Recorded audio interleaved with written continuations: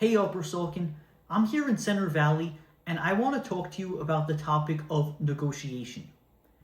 Most sellers believe that negotiation determines the outcome of the sale of their property, and I want to challenge that concept. So when you hire a realtor, a lot of them are going to tout their negotiation skills. They're going to say that they're expert negotiators, and that's great, and I don't want to discount that at all.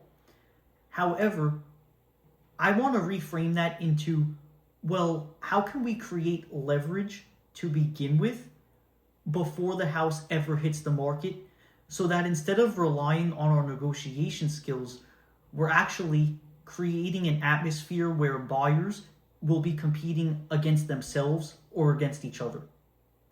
Now, obviously, if buyers are competing against each other, they're not going to directly know who they're competing against or what the other offers are. But you want to create a launch where there's a sense of competition, and you want to shape buyer perception of your house. So what does this look like, or how do you get to this point? A lot of it has to do with before your house is ever launched to begin with.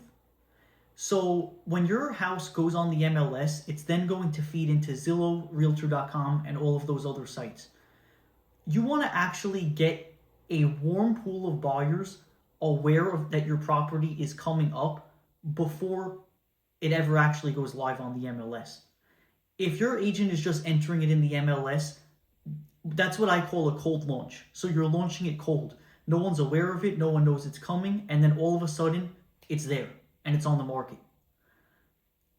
What creates leverage is actually having this warm pool of buyers ready to go and aware of your property before that happens, before that actually goes live on the MLS.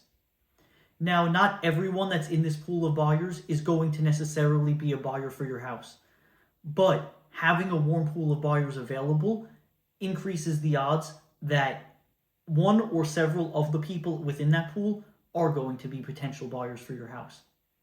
So it's not about negotiating one-on-one, relying on negotiation skills. It's how do we create leverage before the house goes on the market through buyer perception. Buyer perception and buyer psychology are very, very important. Buying a house is a very emotional process. Buyers are going to rely on those emotions.